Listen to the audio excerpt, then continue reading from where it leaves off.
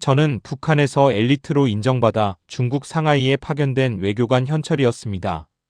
저는 숙소 화장실 천장에 숨겨져 있던 작은 도청 장치 하나를 발견했습니다. 저는 곧바로 변기 물을 내렸습니다. 소리 때문이 아니었죠. 도청기가 작동되고 있다는 사실을 알리는 무전기 잡음이 물 내려가는 소리에 섞여 들어왔습니다. 그걸 듣는 순간 제 심장은 터질 듯이 뛰었습니다. 북한 보위부가 상하이에 있는 제 숙소까지, 그것도 가장 은밀한 화장실 천장 안에 저를 감시하는 눈을 심어 놓았다는 사실을 직접 확인한 것입니다. 장군님께 충성한다고 믿었던 저의 삶 전체가 한순간에 거대한 사기극처럼 느껴졌습니다. 저는 북한에서 당의 충성 검열을 통과하고 해외 근무를 나섰습니다. 모두가 수령님의 특별한 신뢰라고 말해줬죠. 하지만 해외 파견의 화려한 겉모습 뒤에는 오직 감시와 압박, 그리고 제거될 수 있다는 공포만이 숨쉬고 있었습니다. 저는 외교관이 아니었습니다. 체제 유지에 달러를 벌어야 하는 노예이자 동시에 당에 충성하는지 시험받는 죄수였습니다. 상하이의 마천루는 자유와 번영을 상징했지만 저에게는 거대한 감시탑이었습니다. 저는 매일 밤 보고서를 작성해야 했죠. 누구와 만났고 사상 동향은 어떠하며 김정은 원수님의 영도에 대한 변함없는 충성심을 견지하고 있는지, 이 모든 것을 일일이 기록했습니다. 얼마 전 동료 외화벌이 일꾼이 사소한 보고 누락으로 갑자기 귀국 조치되었습니다. 사실은 보위부의 충성도 시험에 걸린 것이었습니다. 그가 북한으로 돌아가는 뒷모습을 보면서 저는 그가 다시는 가족을 만나지 못할 것임을 직감했습니다. 그때 깨달았습니다. 저도 언제든지 사소한 이유로 숙청당할 수 있는 체제의 부품일 뿐이라는 것을요. 이곳 상하이는 성공의 땅이 아니라 저의 목숨을 쥐고 있는 가장 위험한 감옥이었습니다. 저는 화장실 천장의 도청기를 발견한 후부터 상하이의 모든 소리가 위협으로 들리기 시작했습니다. 겉으로는 평온한 해외 외교관의 일상이었지만 저의 모든 움직임은 이미 북한 보위부의 그림자 속에 갇혀 있었습니다. 중국 공안의 감시도 무서웠지만 같은 민족의 칼날이 등 뒤에 숨어 있다는 사실이 훨씬 더 공포스러웠죠. 상하이에서 북한 외교관이 가장 무서워하는 건 중국 공안이 아니라 평양에서 파견된 보위부 요원들입니다. 저희 부부 숙소는 물론 제가 업무를 보는 공간까지 보위부의 눈과 귀가 도처에 깔려 있었습니다. 호텔 방의 전화기는 항상 도청되고 있었고 제 방의 창문은 맞은편 건물 보위부 감시조의 망원경 시야 안에 들어와 있었죠. 저는 숨쉬는 것조차 감시당하고 있다는 압박감에 숨이 막혀왔습니다. 어느 날 예고도 없이 보위부 요원 2명이 들이닥쳤습니다. 그들은 저의 책상 위 서류들을 뒤지고 제 아내의 개인 소지품까지 샅샅이 검사했습니다. 현철 동지, 보고가 누락된 부분이 있는 것 같습니다. 그들의 말투는 차분했지만 눈빛은 이미 저를 반역자로 보고 있었습니다. 저는 전날 중국 상인과의 사소한 접촉을 보고서에 쓰지 않았다는 이유로 몇 시간 동안 날카로운 추궁을 당했습니다. 그들의 보고 누락은 단순한 행정 실수 지적이 아니었습니다. 너는 우리의 손아귀에 있다. 언제든 제거할 수 있다는 싸늘한 경고였죠. 저는 매일 아침 거울을 보며 연습했습니다. 최고 존엄에 대한 변함없는 충성심을 눈빛에 담는 연습이었습니다. 조금이라도 흔들리거나 불안해 보이는 순간 그들은 저의 숙청을 결정할 것이 분명했습니다. 이 지옥 같은 상하이 생활은 저를 자유가 없는 해외의 감옥으로 몰아넣고 있었습니다. 저는 겉으로는 웃으며 건배를 들었지만 속으로는 제가 체제의 부품에서 벗어나 살아남을 수 있는 길을 필사적으로 찾고 있었죠. 저는 보위부의 살벌한 감시 속에서 매일 숨쉬듯 살아가고 있었습니다. 그때 북한에 있는 누이에게서 우편물이 도착했습니다. 상하이 주재 외교관 숙소로 온 편지라니. 보위부의 검열을 통과했을 텐데도 아내는 편지를 읽는 내내 눈물을 멈추지 못했습니다. 누이가 보낸 편지에는 평양의 생활이 좋고 곧 당의 배려로 더 좋은 집을 받게 될 것이라는 내용이 담겨 있었죠. 겉으로는 기쁜 소식이었지만 저는 편지를 읽자마자 싸늘한 기시감을 느꼈습니다. 누이의 필체는 맞는데 사용하는 단어와 문장 구조가 너무 정형화되어 있었습니다. 마치 누군가가 지시한 대로 쓴 것처럼이요. 누이가 평소 쓰지 않던 김정은 원수님께 충성하여 같은 문구가 반복되었습니다. 아내도 불안한 표정이었습니다. 우리는 편지를 여러 번 읽어보고 결국 충격적인 결론에 도달했습니다. 이 편지는 저희의 충성도 시험을 위해 보위부가 누이를 강제로 동원하여 조작한 것이었습니다. 며칠 뒤 안내자를 통해 은밀하게 확인한 결과 저의 불안감은 현실이 되었습니다. 누이는 이미 보위부의 조사를 받고 있었고 그들이 시키는 대로 기쁨과 충성을 담은 편지를 써야 했던 것입니다. 저는 머리가 하얗게 비는 것을 느꼈습니다. 저희의 충성심을 시험하기 위해 가장 소중한 가족을 이용하다니. 그들이 원하는 것은 외교관 현철의 성공이 아니라 체제에 대한 맹목적인 복종뿐이었습니다. 그날 밤 아내는 저를 보며 울음을 터뜨렸습니다. 현철 동지, 우리는 돌아갈 곳이 없어요. 돌아가면 우리는 물론이고 누이까지 모두 위험해집니다. 저는 밖으로 새어나갈까봐 입 밖으로 꺼내지도 못했던 단어를 그날 밤 아내의 눈물 속에서 처음으로 마주했습니다. 탈북.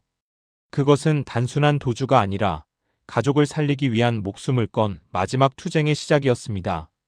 저는 더 이상 주저할 수 없었습니다. 당장 움직여야만 했습니다. 탈북을 결심한 순간부터 저희 부부는 상하이의 모든 변화에 촉각을 곤두세웠습니다.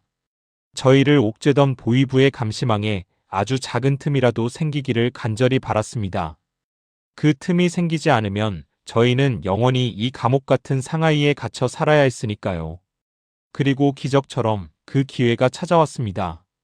평소 저희에게 비밀리에 정보를 전달해주던 안내자가 굳은 얼굴로 찾아왔습니다. 그가 전해준 정보는 충격적이었습니다. 현철 동지, 오늘 밤 딱 3시간입니다. 이 기회를 놓치면 평생 후회합니다. 이 기회가 생긴 이유는 지극히 우연적이었습니다. 중국 공안 단속팀이 갑작스럽게 다른 현으로 대규모 이동을 하면서 저희가 거주하는 상하이 특정 지역의 감시 인력이 일시적으로 빠져나갔다는 것입니다. 하지만 더 위험한 사실도 함께 들어왔습니다. 보위부가 이미 동지의 동향을 의심하기 시작했다는 보고가 들어왔습니다. 오늘 밤 숙소에 들이닥칠 가능성이 높습니다. 평생 다시 오지 않을 탈출의 기회. 동시에 평생 가장 위험한 순간. 이 3시간은 저희의 생사가 걸린 시간이었습니다. 보위부가 저희의 이탈을 눈치채기 직전 감시망이 느슨해진 틈을 타 상하이를 벗어나야 했습니다. 저는 아내와 눈빛을 교환했습니다. 더 이상 망설일 시간이 없었습니다. 움직여야 했습니다. 저희를 옥죄어 오던 보위부의 덫이 마침내 저희를 잡으러 오기 직전 그 3시간의 틈을 이용해 도망이 아닌 생존을 위한 투쟁을 시작해야 했습니다. 저희는 곧바로 움직였습니다. 안내자는 이 3시간 동안 저희를 상하이 외곽까지 이동시켜줄 비밀 루트가 있다고 말했습니다. 그곳에서 남방 루트로 이어지는 연결책을 만날 수 있다는 것이었죠. 짐은 최소화했습니다. 몇 가지 필수품과 신분증, 그리고 가족사진 한 장뿐이었습니다. 저희는 이 3시간이 끝나는 순간 조국의 배신자가 될 것임을 알고 있었습니다. 하지만 이 길만이 살 길이었습니다. 자정 무렵 상하이 숙소 주변은 깊은 어둠에 잠겨 있었습니다. 탈출의 골든 타임 3시간이 시작된 지 15분. 저희 부부는 이미 준비된 소지품만을 챙기고 숨을 죽인 채 문 앞에서 대기하고 있었습니다. 안내자가 올 시간이 임박했을 때였습니다. 창밖에서 정체 모를 발자국 소리가 들려왔습니다. 단순한 행인이 아니었습니다. 발소리는 저희 숙소 쪽 복도를 향해 느리고 규칙적으로 다가왔습니다. 저는 아내의 손을 꽉 잡고 본능적으로 불을 껐습니다. 숙소 전체가 암흑에 잠겼습니다. 복도 쪽 문 아래 틈으로 미세한 손전등 불빛이 스윽하고 방 안을 훑고 지나갔습니다. 길게 늘어진 그림자 2개가 문 앞에서 멈춰 섰습니다. 보위부였습니다. 그들이 저희를 잡으러 온 것입니다. 저는 심장이 터져나갈 것 같았습니다. 단 3시간의 기회가 생겼다는 정보를 확인하기도 전에 이미 보위부가 저희의 이탈 조짐을 확신하고 움직인 것입니다. 그들이 문을 열고 들어오는 순간 저희의 목숨은 끝이었습니다. 바로 그때 주머니 속 휴대폰이 진동했습니다. 안내자의 메시지였습니다. 지금 나가셔야 합니다. 조금만 늦으면 끝입니다. 보위부 요원들의 그림자는 여전히 문 앞에 머물러 있었습니다. 그들이 문을 두드리기 직전이었습니다. 저는 아내에게 눈짓하고는 숨소리조차 들리지 않게 문고리를 천천히 돌렸습니다. 문이 아주 미세하게 열리고 저희 부부는 어둠 속으로 몸을 던졌습니다. 탈출은 도망이 아니었습니다. 그것은 목숨을 건 전술적 투쟁이었습니다. 복도 끝, 계단으로 향하는 짧은 거리는 수백 미터처럼 느껴졌습니다. 저희가 복도를 빠져나가는 그 순간 뒤에서 누구야? 하는 낮은 외침이 들려왔습니다. 보위부 요원들은 이미 저희가 이탈했다는 사실을 깨닫고 있었습니다. 추격전의 서막이었습니다. 어둠 속에서 저희를 기다리고 있던 것은 낡은 봉고차 한 대였습니다. 안내자는 거의 저희를 밀어넣다시피 차에 태웠습니다. 현철 동지, 시간이 없습니다. 보위부 놈들이 이미 추적을 시작했습니다. 이 루트에는 3개의 검문소가 있습니다. 밤에는 탐조등이 번쩍이고 신분 확인이 철저합니다. 3시간 안에 이걸 다 뚫지 못하면 우리는 끝입니다. 낡은 봉고차는 상하이 외곽을 향해 굉음을 내며 질주했습니다. 실내는 진과 흙먼지 냄새로 가득했지만 저희는 숨소리조차 내지 못했습니다. 창밖에는 벌써 추격을 알리는 듯한 중국 공안 차량들의 사이렌 소리가 멀리서 들려왔습니다. 첫 번째 검문소까지 5분 거리. 안내자가 신경질적으로 핸들을 꽉 잡았습니다. 첫 번째가 제일 까다롭습니다. 정면에 철제 바리케이드가 설치되어 있습니다. 검문소 앞에는 이미 군용 차량 2대가 신분 확인을 받고 있었습니다. 밤하늘을 훑는 탐조등 불빛이 저희의 봉고차를 스쳐 지나갔습니다. 그때 기회가 찾아왔습니다. 검문소 진입 직전 대형 군용 트럭 2대가 동시에 검문소를 향해 난입하듯이 들어오면서 극심한 혼란이 발생했습니다. 공안들이 트럭 쪽으로 우르르 몰려가 소리를 지르기 시작했습니다. 지금입니다. 무조건 돌파해야 합니다. 안내자는 거친 욕설과 함께 봉고차를 측면에 폐쇄된 보급로 쪽으로 꺾었습니다. 덜컹거리는 진입로는 비포장 도로였습니다. 공안의 시선이 트럭에 쏠린 단 10초의 틈을 이용해 저희 봉고차는 검문소 옆구리를 통과해 어둠 속으로 빠져나갔습니다. 아내는 온몸을 떨며 제 손을 꽉 잡았습니다. 저는 손바닥에 땀이 흥건했지만 아내에게 힘을 주듯 더 세게 잡았습니다. 저희는 숨을 삼켰습니다. 단속하는 공안들은 트럭 때문에 생긴 혼란 때문에 저희의 낡은 봉고차를 미처 확인하지 못했을 것입니다. 하지만 이 긴장은 시작에 불과했습니다. 봉고차가 2번째 검문소로 향하는 도중 안내자의 휴대폰이 갑자기 빛나기 시작했습니다. 메시지를 확인한 안내자의 얼굴이 돌처럼 굳어졌습니다. 2번째 검문소를 아슬아슬하게 넘은 직후 안내자가 휴대폰 메시지를 보고 절망에 빠진 듯 표정이 굳어졌습니다. 안내자가 떨리는 목소리로 속삭였습니다. 현철 동지, 큰일 났습니다. 북한 보위부가 상하이를 벗어나는 탈출 경로를 파악했습니다. 당신들 이탈이 평양에 보고되었습니다. 즉시 체포 명령이 떨어졌답니다. 저희의 등에 식은땀이 흘렀습니다. 보위부 요원들은 이미 이 3시간의 기회를 눈치채고 저희를 쫓고 있었습니다. 안내자는 불안하게 백미러를 확인했습니다.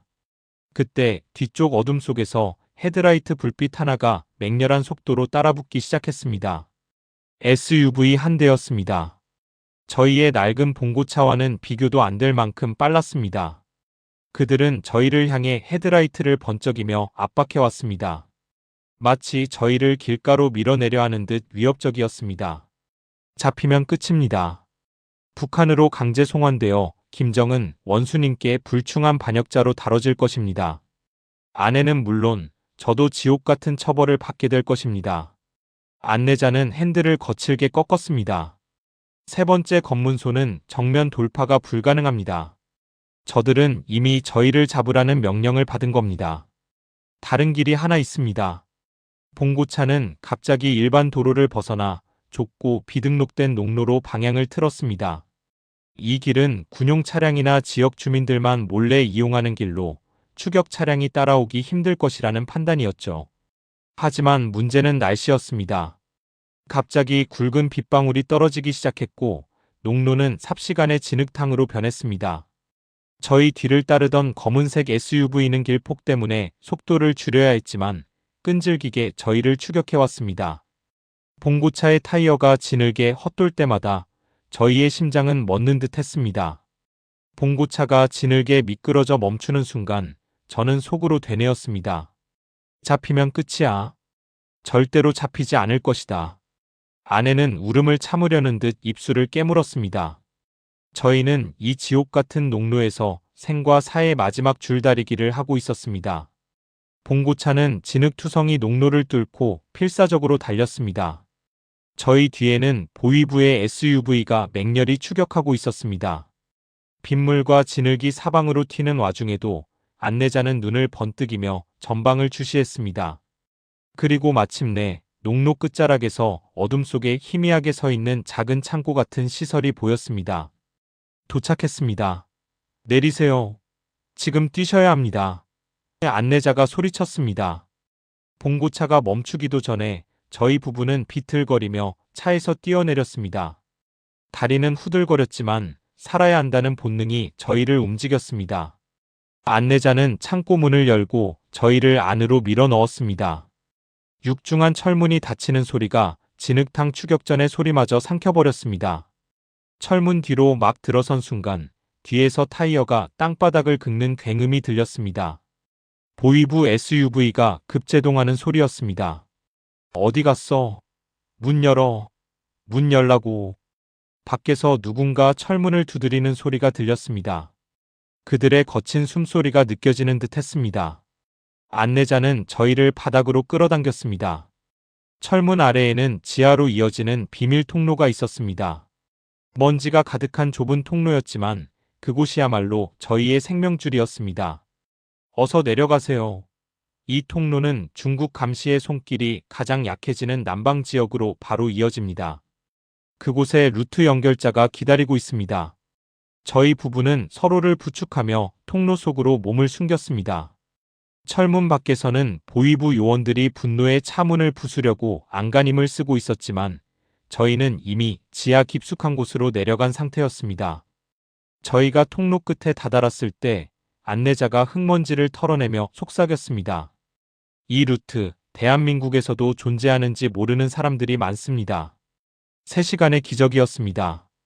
보위부의 추적 명령이 떨어진 지 불과 몇 시간 만에 저희는 상하이에서부터 중국의 남방 루트로 향하는 생존 통로에 들어선 것입니다. 며칠 후 저희는 중국 남방 지역의 항구에 도착했습니다.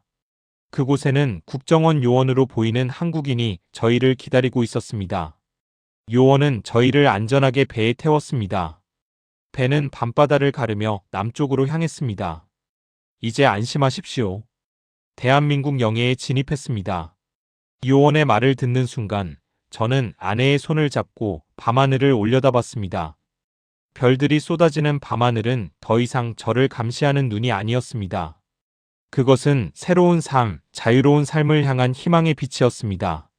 대한민국 땅을 밟는 순간 저는 다시 태어난 기분이었습니다. 국정원에서 조사를 받던 중 담당 요원이 제게 건넨 마지막 말이 아직도 귓가에 생생합니다. 현철 씨, 상하이에서 남방 루트를 통해 탈북한 사례는 전무후무합니다. 이건 기적을 넘어선 전설입니다. 당신의 용기가 많은 북한 주민들에게 희망이 될 것입니다. 저는 더 이상 체제의 부품이 아니었습니다. 저는 자유를 향해 스스로의 운명을 개척한 대한민국의 한 국민이었습니다. 저와 아내의 목숨을 건 탈북은 그렇게 길고 긴 어둠을 뚫고 마침내 빛을 찾아낸 위대한 여정으로 막을 내렸습니다.